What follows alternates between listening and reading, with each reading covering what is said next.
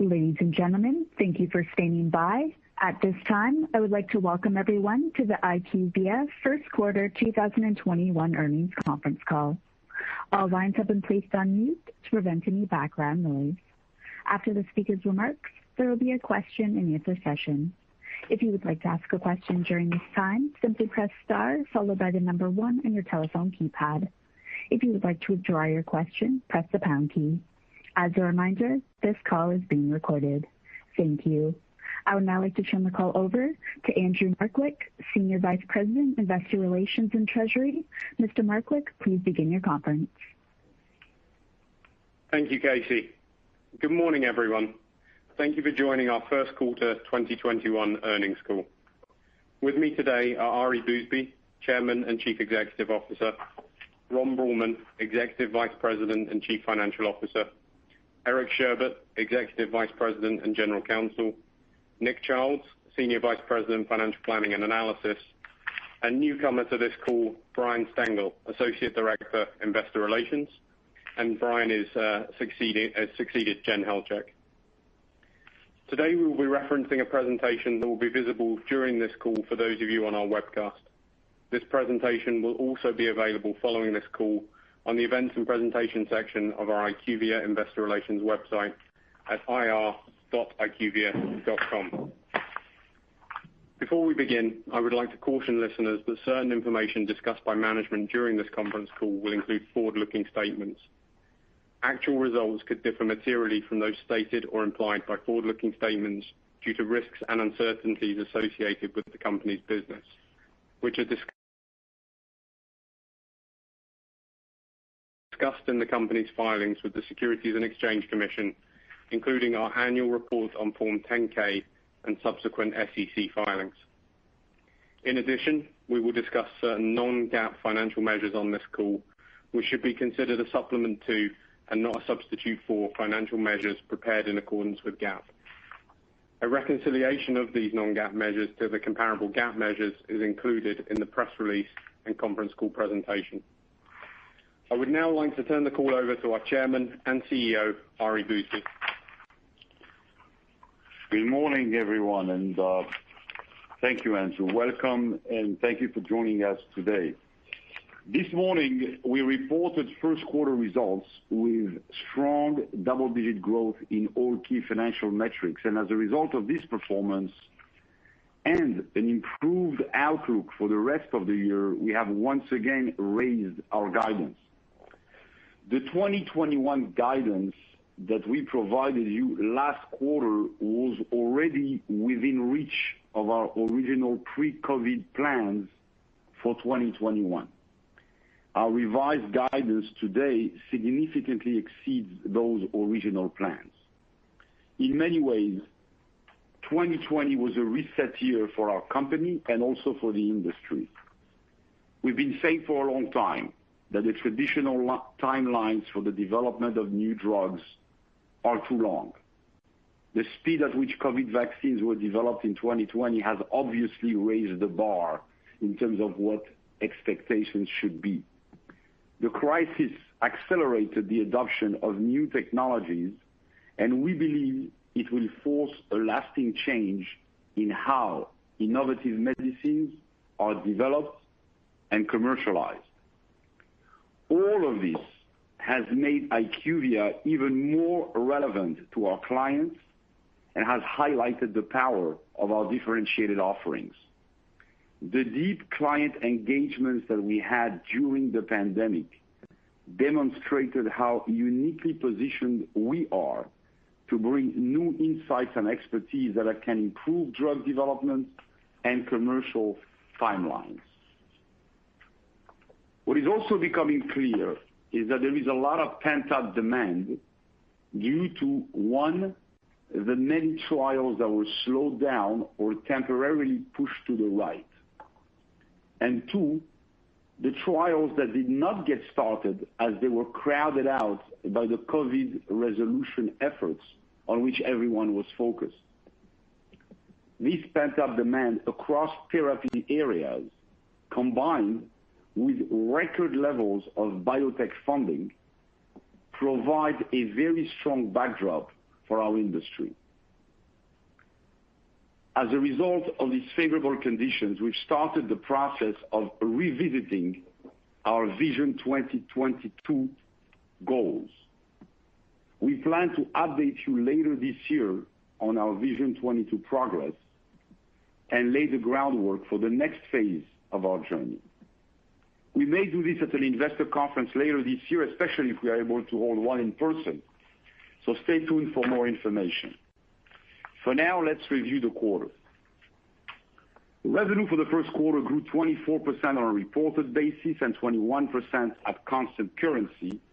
It was $209 million above the high end of our guidance range.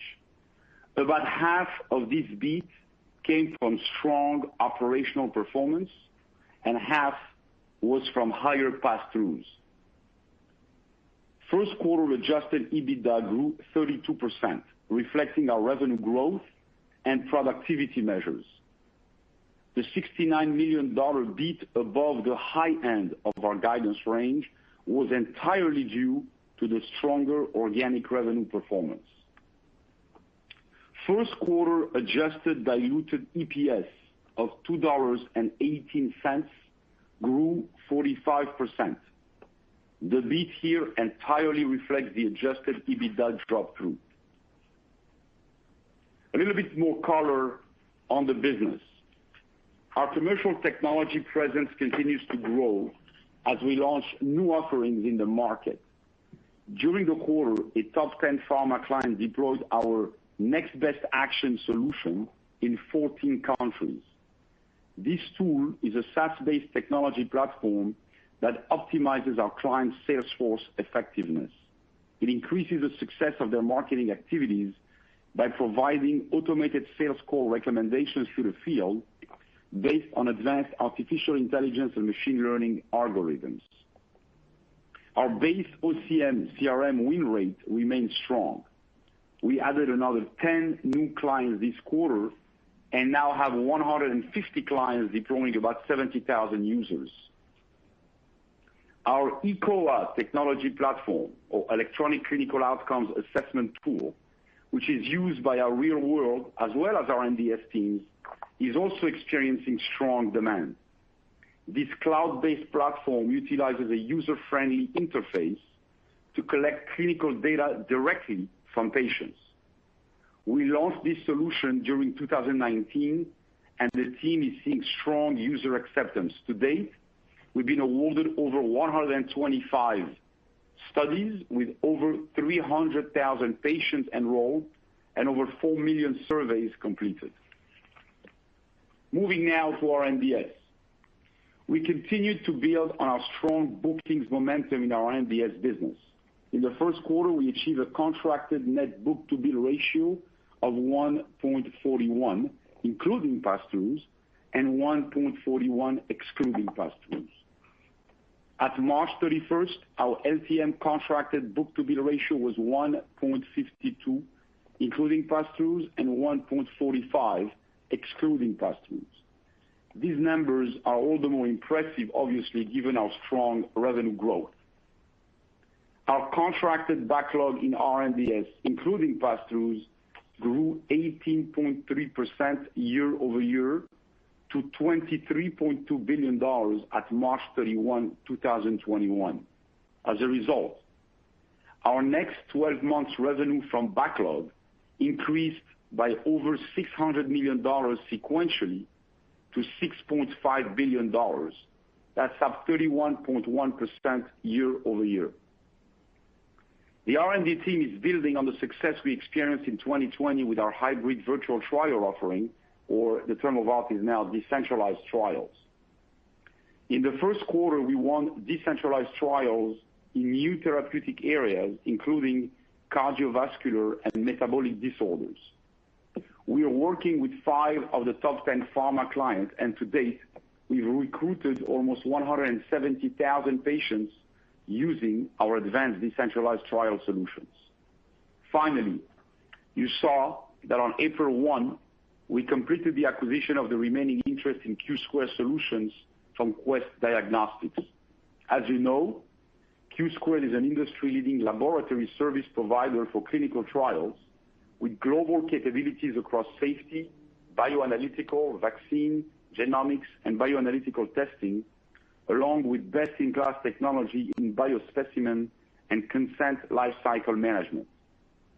This transaction streamlines strategic decision-making for us and gives us the flexibility to build out greater bioanalytical, genomic, and biomarker capabilities as we see increased attractive growth opportunities in this expanding market.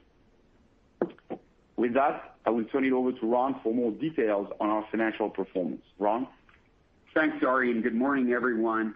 As Ari mentioned, this was a very strong quarter. Let's start first by giving you some more detail on revenue. First quarter revenue of $3,409 million grew 23.8% on a reported basis. Analytic Solutions revenue for the first quarter was $1,348 million, which was up 20.7% reported and 17.1% at constant currency.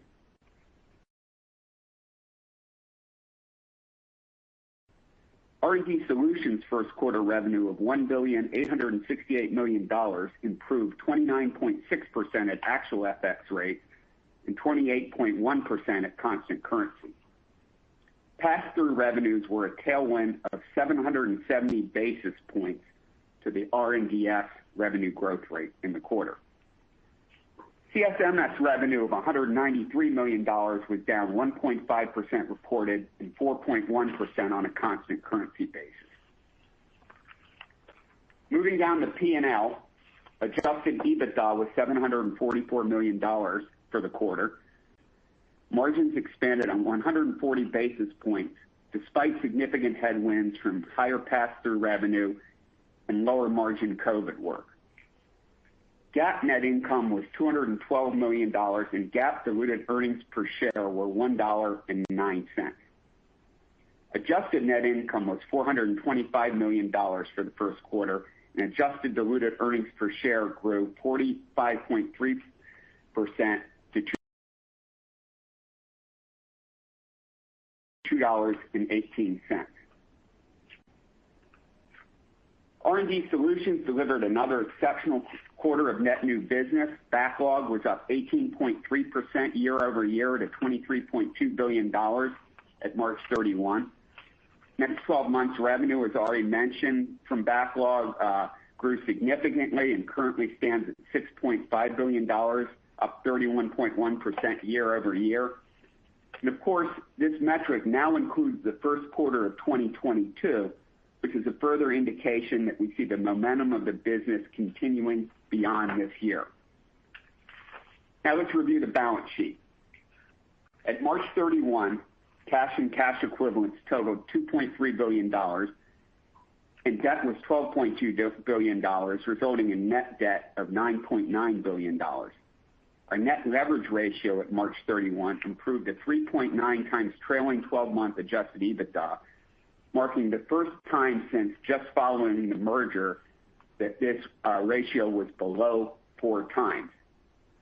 And this is particularly noteworthy. You may recall that in 2019, when we gave you our 3-year guidance, we had committed to delever to 4 turns or below exiting 2022.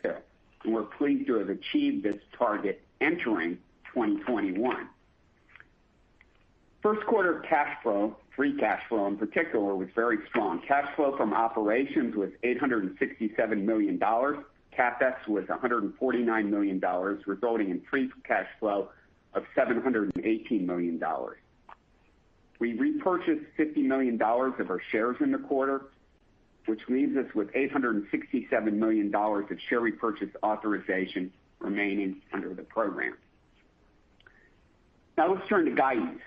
You'll recall that back on April 1, when we announced the acquisition of Quest's 40% interest in our Q² joint venture, we raised our 2021 EPS guidance by 12 cents to reflect the elimination of Quest's minority interest in the joint venture's earnings.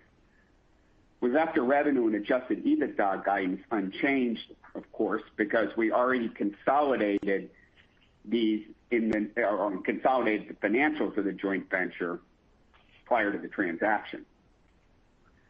Well, today we're revising our guidance upward again as follows. We're raising our full year 2021 revenue guidance both at the low and the high end of the range, resulting in an increase of $625 million at the midpoint of the range. The new revenue guidance is $13,200 million to $13,500 million, which represents year-over-year growth of 16.2% to 18.8%. This increased guidance range reflects the first quarter strength and the continued operational momentum that we see in the business, and also absorbs an FX headwind versus our previous guidance. Now, compared to the prior year, FX is expected to be a tailwind of about 150 basis points to full-year revenue growth.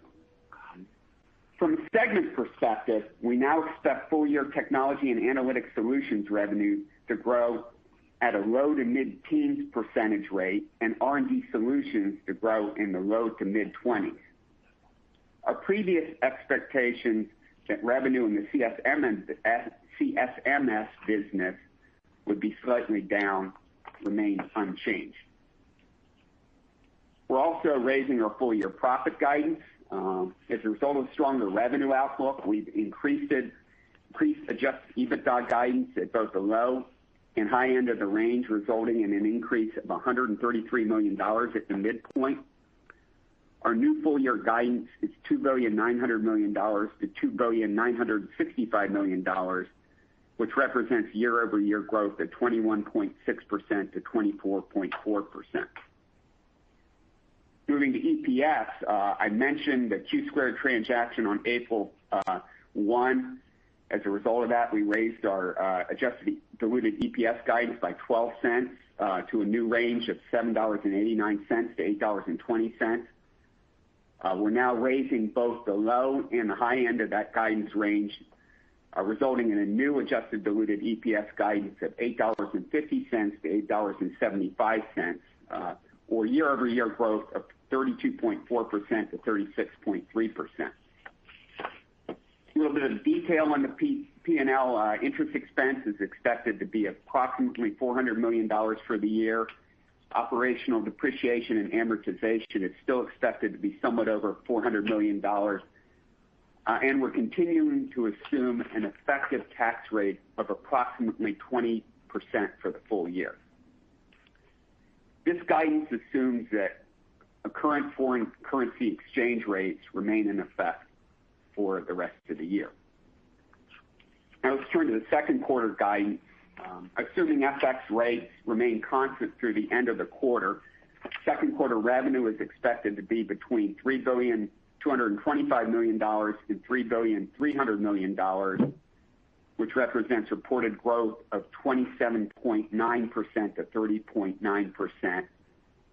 Adjusted EBITDA is expected to be between $690 million and $715 million, which represents reported growth of 42.9% to 48.0%. And finally, adjusted diluted EPS is expected to be between $2 and $2.10, up 69.5% to 78%. So to summarize, we delivered very strong first quarter results, once again reporting double-digit growth in all key financial metrics. This included revenue growth of over 20% in both our TAS and R&DS segments. R&DS backlog improved to $23.2 billion, up 18% year over year. Next 12-month revenue from that backlog increased to $6.5 billion, up 31% year over year. Free cash flow was strong again this quarter. Net leverage improved to 3.9 times trailing 12-month adjusted EBITDA. And finally, given the strong momentum we see in the business, we are once again raising our full-year guidance for revenue, adjusted EBITDA, and adjusted diluted EPS. Before we open up the call up for Q&A, I'd like to make you aware of a couple of leadership changes within IQVIA's finance organization.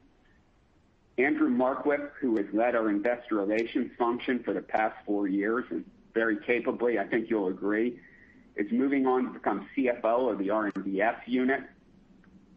Nick Childs, who currently runs our corporate FP&A function, will take over as SVP of Investor Relations and Corporate Communications.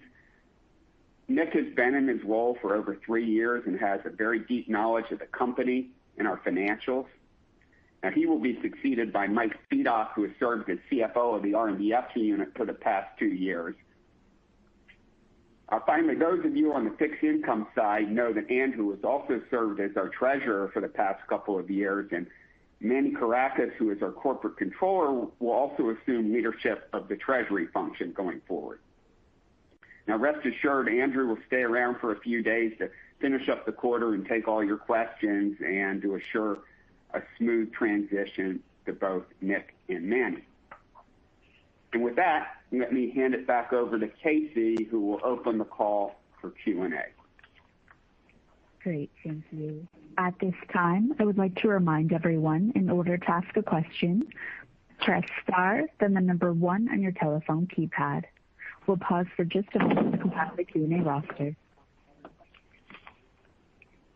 And your first question here comes from the line of Robert Jones from Goldman Sachs. Please go ahead. Your line is now open. Great. Good morning. Congrats to everyone, and especially Andrew. Hopefully, we'll still get to communicate. I'm sure you won't miss having to talk to all of us all the time. I was going to ask Ari about the long-term guidance, but I think it sounds like I can anticipate the answer will be wait till later this year. Obviously, the updated revenue guidance today looks like it's a CAGR of 9 to 10% off of 19. So sounds like if I heard you right, we'll get more on that later. So instead, maybe I'll just go back to a bigger industry question around M&A. Ron, you mentioned getting the leverage below the target that you guys had set out, and clearly there's a ton of activity in the space right now. So I'm curious, Ari, as you look at the business and you look at some of the movement around you in the space in what your competitors are doing, do you feel like there are capabilities that you really need to go out and buy to enhance or build out what you're already doing? Or do you think IQVIA is in a pretty formidable competitive standpoint where it is today? All right. Well, John, I'm sorry, who is it? Robert. Lots of questions here, and I wouldn't have minded your long-term question either. But the reason why we think we need to update our long-term guidance is, you will recall, in June 2019, we shared our 3-year planning process and the goals that we set for ourselves. We had called both on the top line and on the productivity measures and the continued efforts to re-engineer the company and make it more efficient. And we set some targets in terms of top line and bottom line growth at the time. Now, obviously, a lot has happened. 2020, as I said in my introductory remarks, was largely a reset year. And therefore, we feel it's appropriate to pause and update you on the progress we've made. Look, I think I'm not going to shock anyone to say that we think that those targets are no longer relevant, and that we are going to, likely, blow through those numbers in 2022. To give you some more precision, we feel that we need to complete our planning process, and then when we're ready later this year, we'll hopefully have an investor conference similar to what we had in June 19, and then update 22, and obviously try to give you the sense for the new, maybe 2025 targets. So that's for the long-term strategy and goals. With respect to M&A activity in the sector, look, we're not surprised. Since the merger that we did, IMS and Quintiles, back in 2016, we're approaching the 5th year anniversary. Lots of activity has occurred. We believe strongly it's in reaction to what we did. We disturbed and disrupted the industry, which was the goal of the merger. We believe we are accomplishing the goals we had set for ourselves at the time. We believe the strategy was right, the strategic rationale was right, and hence the flurry of activity to try to acquire those capabilities any way possible.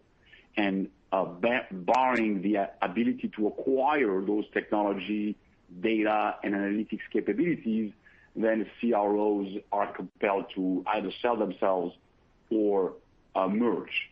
And that's all I'll say on what's happening. With respect to our own M&A activity, we've said before that we were interested in deploying capital to acquire strategically compelling companies that added capabilities. We've done that mostly in the technology area to accelerate the growth of our technology business and the acquisition of those capabilities. We will, of course, look every time that an asset that is within our businesses is put up for sale, and you probably all know what those have been or are. And we look and we do the work. In every case, we've passed so far. So that's all I will say. I mean, we've said before that we have a lot of liquidity, right? We have now between the $2.3 billion at the end of the quarter and the $1.5 billion of untapped revolver capacity. That's $3.8 billion. Obviously, we used $760 million of that on April 1 for the acquisition of the minority stake in the lab business, which we are very, very excited about. And so we have a little over $3 billion of cash deployable, and we'd rather spend it A, on internal developments, B, on strategic acquisitions, and then, barring all of that, we would invest the balance of available cash by redistributing to shareholders via share repurchase, as we've done historically. Thanks, Robert. Thanks, Eric. Your next question comes from the line of Eric Coldwell from Baird. Please go ahead. Your line is now open. Hey, thanks very much. Good morning. A lot of things we could hit on here, but I know I'm going to get inbounds on the COVID stats for the quarter and the year. If you'll bear with me on this, I know it gets laborious, but would it be possible if I missed it, to update the number of trials you've been awarded to date in COVID? Any insights into the % of revenue in Q1 or your outlook for the year related specifically to COVID vaccines or therapeutics? Maybe something on the % of backlog that is represented by COVID, or any comments on the pipeline of activity around COVID studies. That would be great. Thank you so much. All right. Thank you, Eric. So look, on the number of trials, I have no recollection of the number of trials. I can tell you, look, the most relevant impact from COVID are obviously the COVID vaccine trials, which are large and fast burning, as you know. And so that's really what moves the needle. We've got lots of small COVID-related activity all around the company, but that doesn't move the needle. What moves the needle are these COVID vaccine trials. And as you know, of the 5 phase 3 large vaccine trials funded by Operation Warp Speed, we've had work on 4 of them. Now, we haven't done the full clinical trial on all 4 of them. We've done it on 2 of them. And the other ones, on the third one, we've got the pharmacovigilance work, and on the other one, we have the lab work. So those are, the ones that have had the most impact. With respect to the impact on the first quarter, excluding this work, R&DS revenue grew mid-teens. So that's the impact in the first quarter. What was your other question? Now, you also should point out that the COVID work has had an impact on the first quarter growth for TAS as well. As you know, we've said that on previous earnings calls. We've had demand from governments around the world, in the U.S., the FDA, in Europe, in Asia as well. And those have also provided high growth in the first quarter. Without those activities, the TAS revenue growth would have been in the high single digits. So roughly, I think you could say that COVID contributed, all this large, fast-burning COVID work and the TAS work contributed about half of the total company revenue growth. What was your question on the R&DS backlog? You asked what it is as a portion of the backlog. If I recall, Andrew, correct me if I'm wrong, if we look at the service backlog in R&DS, it's in the high single digits. Yep, that's correct. Right? Something like that? Yeah. So that's what it represents. Now, it does have a much longer tail than we would have thought. It certainly is going to remain with us through 2021 and well into 2022. There are many reasons for that. There are many vaccines from multiple manufacturers that are being developed to meet global demand. We are, still responding to RFPs for vaccines around the world in many other countries that want to develop their own vaccines. There are follow-up studies for adapting the vaccines for the mutations of the virus. There are alternative versions of the vaccines that would be needed in case of adverse safety events or in case of quality or manufacturing issues. And then there are a bunch of novel treatment programs that are targeted at specific populations, specific conditions. And then there is a lot of safety monitoring work that is also, in the pipe.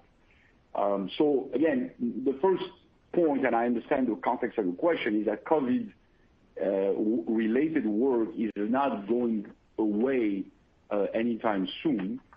And it's here for a while. We're very happy that we have our fair share of that market.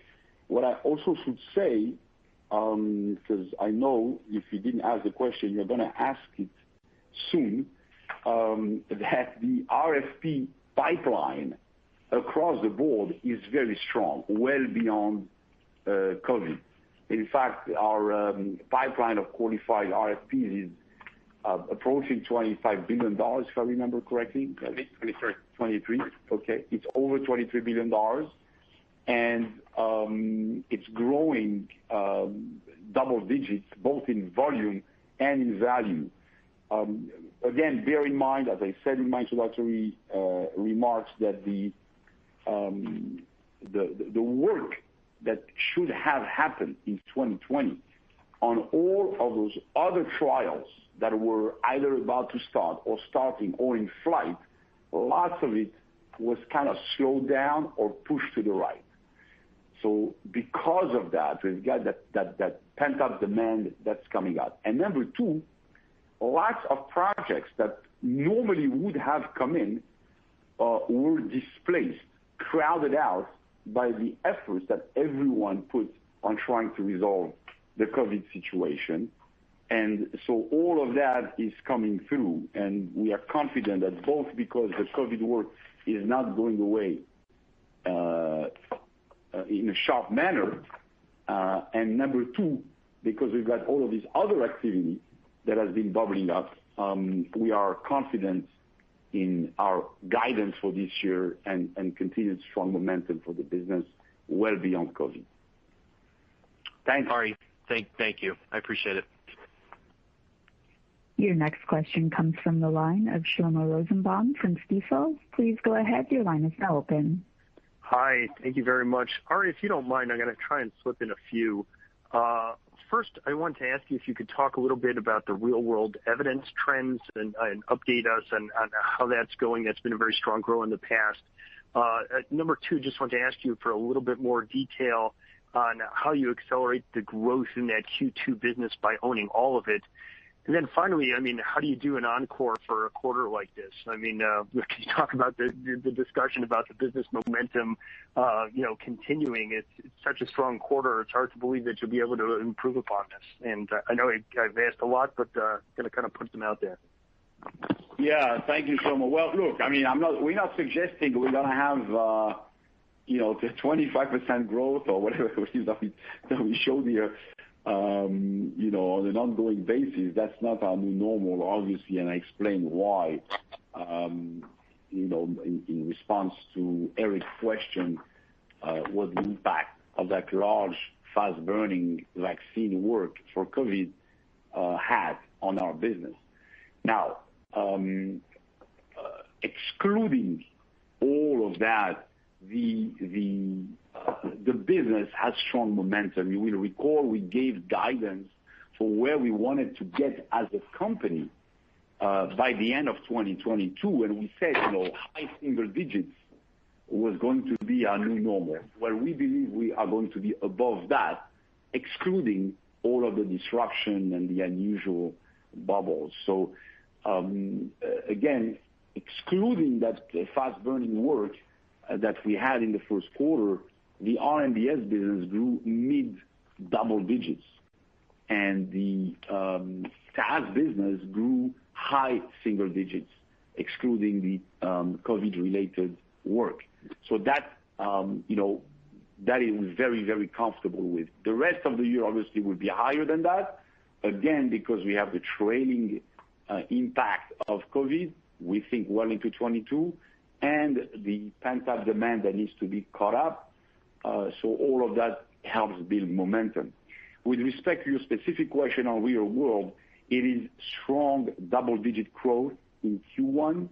I mentioned we spoke last time about the care registry for the FDA. We spoke about the patient monitoring efforts, the deployment of our advanced. We now have over 1 billion patient lives in our database, and we've continued to deploy E360 platform for clients. We're deploying our ECOA platform, which helps collect clinical data directly from patients. We are seeing extremely strong demand on real world. Obviously, this is just getting started now, but we are seeing demand to attract patient populations in terms of people who had the virus, in terms of surveilling patients that actually took the vaccines and monitoring for potential adverse effects, etc. So all of that plays right smack in the center of what our capabilities are in the real world. Thank you, Shlomo. Your next question comes from the line of John Kreger from William Blair. Please go ahead. Your line is now open. Thanks very much. Hey, Ari, just maybe a follow-up. I think last quarter you talked about your assumption that within TAS you assumed RWE COVID work would really sort of fall off, I think, in the second quarter. Do you still feel that way, or do you think this is going to continue to be strong throughout the year? Yeah, look, it's going to continue longer than we expected. That's what I said in response to an earlier question. We were not assuming that we would continue at the time, and that was the basis of our guidance for the year. The reason we are updating the guidance and increasing it so much is, A, to reflect the performance in the first quarter, the overperformance, but also to reflect our revised expectation that this work is going to continue for the balance of the year. It will not be at the same level as it was in the first quarter or the fourth quarter, and will gradually start declining, but it is still significant for the balance of the year and importantly into 2022. And Ron, question for you. I believe gross margin year over year was down something like 90 basis points. Was that all driven by the higher pass-throughs and R&DS? Yeah, it's two things. It's a higher pass-throughs in R&DS, and some of the COVID work is inherently a little bit lower margin than some of the other work. So those are the two reasons. But our operating margins are up. Yeah, our operating margins are up. Our EBITDA margin's up 140 basis points in the quarter. So despite that, overall, very strong performance. Obviously, we had the leverage of the higher volumes, and we didn't increase cost accordingly. Great. Thank you. Your next question comes from the line of Tycho Peterson from J.P. Morgan. Please go ahead. Your line is now open. Hey, thanks. Ari, I want to go back to one of the original questions just on the M&A in the space. You've got three, competitors now all tied up with mergers. I'm just curious, what are you hearing from customers? How do you think about the opportunity to maybe pick up share in an environment where there is a lot of distraction and churn? Can you maybe just talk to those dynamics? Okay. Look, whatever I say here is just opinions and a little bit of an educated set of observations based on, as you said, inputs from clients and having our fingers on the pulse of the industry. Look, we were already gaining share, and we're not counting on others to be weaker than they were in order to gain share. We are largely, our market share gains, which I think are evident, are the result of our unique differentiated capabilities and offerings. So that's number one. We don't spend that much time looking at what other people do in the industry. We focus on our strategy and building out our capabilities and trying to persuade customers that they should go with us, and we are successful doing that. Now, if I look out, obviously I can't miss the activity. You will recall that INC Research and Inventive merged in order to form Syneos.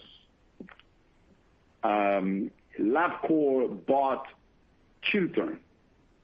PRA bought Symphony Health. ICON is merging with PRA. PPD is selling itself to TMO. What else? LabCorp is exploring strategic alternatives, whatever that means. So lots of activity, and I'm probably missing some. But, generally, when in the CRO business, there are very few cases where there is synergy between two CROs. Very few cases.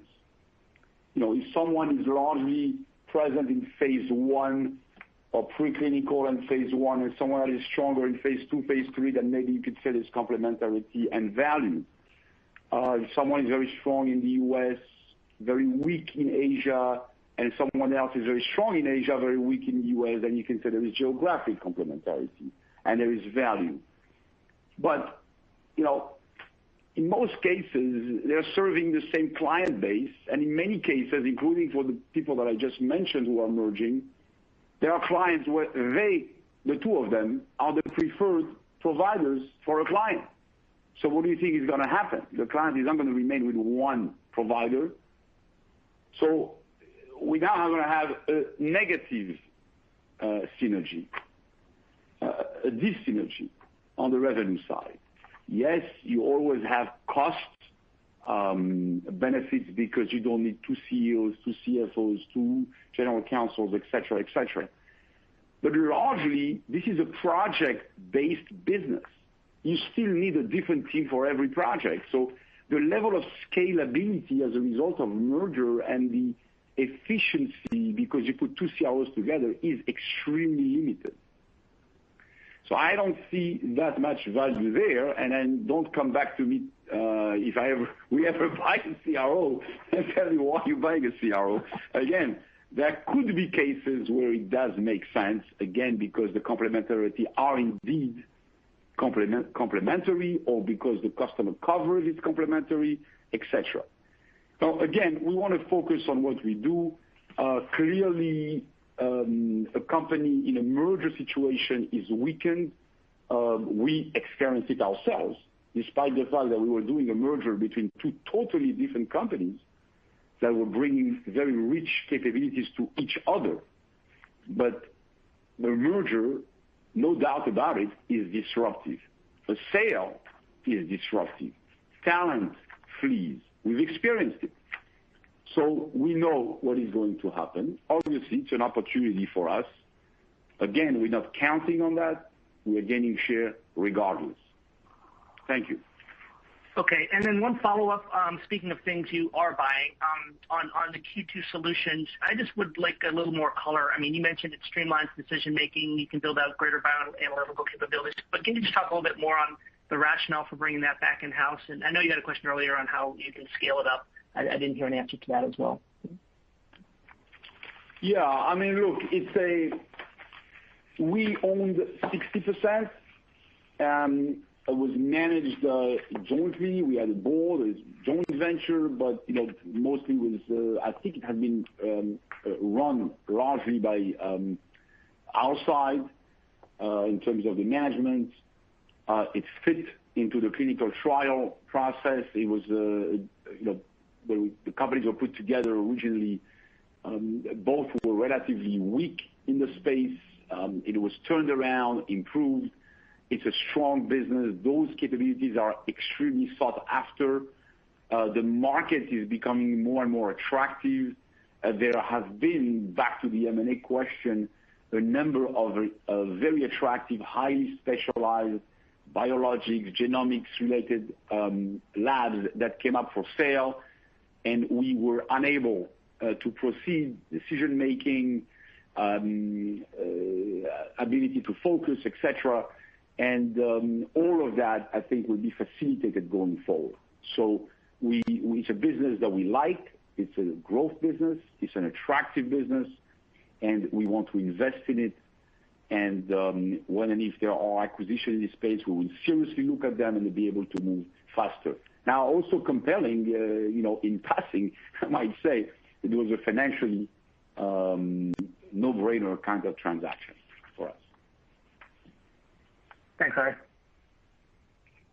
Your next question comes from the line of Patrick Donnelly from Citi. Please go ahead. Your line is now open. Hey, guys. Thanks for taking the question. Ari, maybe just on the OCE business.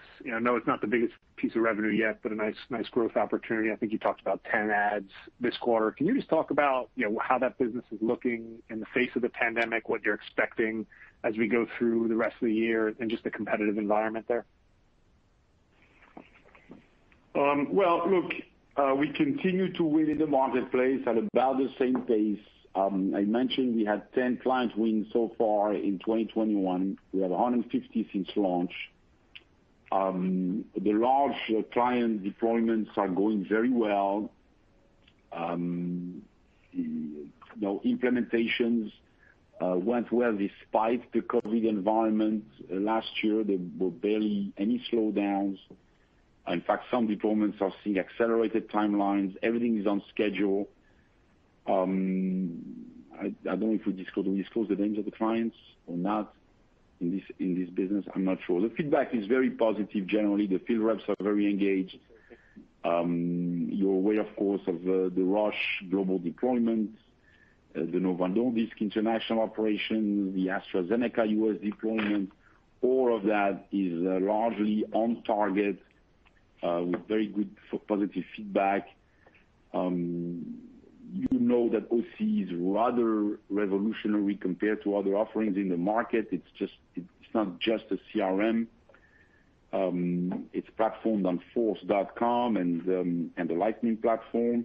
It's a very collaborative tool. It utilizes AI and machine learning to integrate various functions within the pharma company's commercial operations, enables faster integration of data and therefore faster deployments.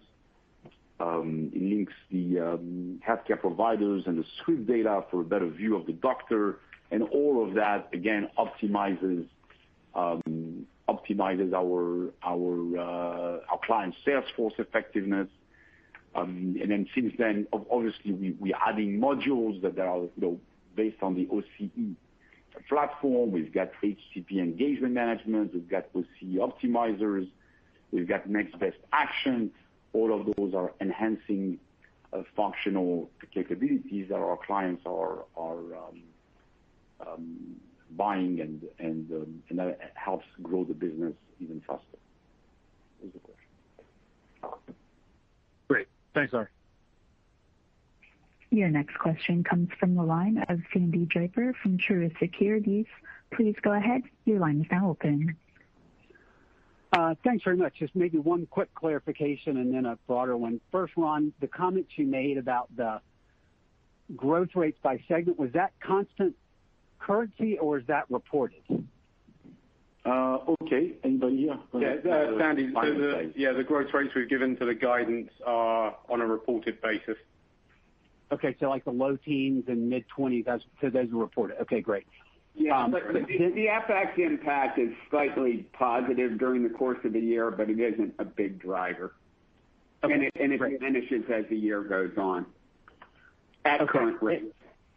Super. That helps. And then maybe more broadly for whoever wants to take it, obviously business is going really well.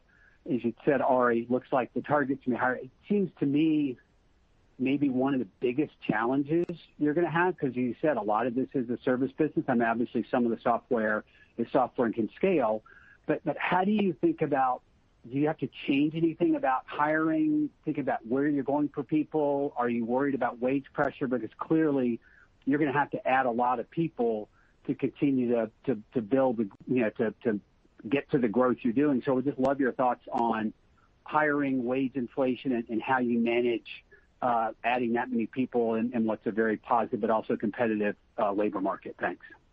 It's a great question, and you're touching on one of the obviously the biggest operational challenges we have, and that's a natural challenge when you're growing and you're in the service industry. And you're right, the software-based business or the data subscription business, they're growing, but not at the pace that the services business is growing. And in aggregate, in relative terms, we're still going to need to hire people. Now, two observations. Number one, in early 2020 and 2019, early 2020, in anticipation of continued growth, we already had hired a lot of people. We did not restructure people in 2020. We kept people. And even when they weren't working, and we paid them. They're here, and they're now working and delivering, so we haven't had to hire more people as much as you might think relative to our workforce last year. And it's part of the reason why we're having nice margin expansion here. Second observation is we talked before about merger of competitors. Obviously, this is going to lead to some talent bleed and availability. And we are, in fact, being approached, and the talent is there. But yeah, I mean, wage inflation, that's true across industries, and certainly in our industry as well. So we'll have to deal with that. That we have a program to continue to seek efficiencies, scale, whether it's through consolidation of activities, using our offshore centers, automation of processes, etc. And we have lots of programs to create cost efficiencies that, again, the purpose of which is to continue to be able to deliver margin expansion even as we've got wage inflation. Ron? And one more thing, Sandy. Anticipated wage inflation is fully factored into our guidance. Yes. Okay, great. Really helpful. Sorry, Sandy, go ahead. Oh, I just said thanks for taking the question. That's it. Thanks, Sandy. Pleasure. I think we've got time for probably just one more question before we get to the top of the hour. Great, thank you. Your next question comes from the line of Elizabeth Anderson from Evercore ISI. Please go ahead. Your line is now open. Hi, guys. Thanks so much for the question and squeezing me in. Obviously free cash flow was very strong in the first quarter. I just wondered how you thought that would continue to pace across the year. I mean, obviously, last year was extraordinary for a variety of reasons, including on the free cash flow front. So I just wanted to see sort of how you guys are thinking about the pacing of that as we move through the rest of the year. Thanks. Ron? Hi, Elizabeth, and thanks for the question. Look, we did have very strong cash flow. It's not a coincidence. Since the start of the pandemic, we've been focusing a lot on that, on collections, not letting accounts receivable slip past due. We've been successful in working down our overdues, in negotiating contracts with better billing terms with customers. And you're also seeing, although there has been pressure from the industry, from clients to extend billing terms, that's kind of winding down. There's a one-time impact, and then you hit steady state. Now, having said that, look, cash flow is lumpy, so I'm not going to promise that we're going to have $700 million of free cash flow every quarter. It tends to go up and down, but we have fundamentally shifted our emphasis on improving cash flow, and you've seen that over the past year. Just as a general guidance, help on the guidance, you would expect free cash flow in an average year to be between 80 and 90% of adjusted net income. And keep in mind that our adjusted net income is growing quite strongly, so our cash flow will grow on that basis. But in any given quarter or any given year even, it may differ from that. Cash flow is not like earnings. It isn't as smooth. It goes up and down. But yes, we have seen improvement, and we expect continued strong cash flow going forward. But expect the normal volatility that any company is going to have in cash flow. Quarter to quarter. Quarter to quarter, correct. I think let's try and squeeze in one more quick one as well before we end. Thank you. Your next question comes from David Windley from Jefferies. Please go ahead. Your line is now open.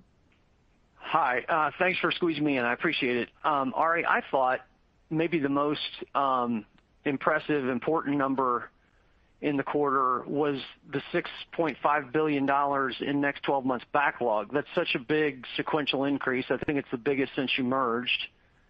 And I know you said earlier in the call that clearly bookings were very strong. That layers in. You're rolling forward to the next quarter. It's an outsized improvement and gives great visibility for the next 12 months. And I wondered if there was also something to be read into that, either that sites and patient recruitment are opening up and there's a greater comfort level that is materially improving in terms of your clients' willingness to move forward and sites, cooperation on that, and or some of your tools for patient recruitment that are having that impact. And I wondered if you could just add some color to how that outlook is improving so dramatically. Thanks very much for that question. And yes, you're absolutely right. And your observation is correct. There's been a dramatic sequential improvement in our next 12 months revenue growth outlook for the R&DS business by over $600 million. And this is the result of our continued strong net new bookings performance, as well as, again, as you point out correctly, steadily improving clinical trial recovery landscape. Now, by the way, this metric of next 12 months now includes the first quarter of 2022, which is, again, an encouraging sign, as you also point out, of continued strength well beyond this year. Now, in terms of the improvements that we're seeing in terms of accessibility to sites and so on and so forth, recall that we had in the Q1 earnings call just a year ago 20% access to the site. 20% of our sites were accessible. In the Q2 call, it was 53%. Q3 was about 70%. Q4 was slightly above 70%, and now it's higher than that and trending up as well. I think it's in the 75-76% range. Our guidance for 2021 takes many factors into account with respect to the next 12 months NNB. Next 12 months revenue from the backlog. We do this project by project, right? It's a bottom-up process where we evaluate the expected revenue burn for each project for the next 12 months. So it's an extremely precise exercise, and I think a very relevant measure and indication of the visibility on our business going forward. But beyond access to site, look, the site startup activity is essentially is actually above the 2019 levels. So site startup activity is a very strong indication of revenue burn going forward, and that's above pre-pandemic levels. Patient recruitment, it's close to pre-pandemic levels, and we see trending up and probably above in not too distant future. Patient visits, same thing. Very close to pre-pandemic levels and trending up.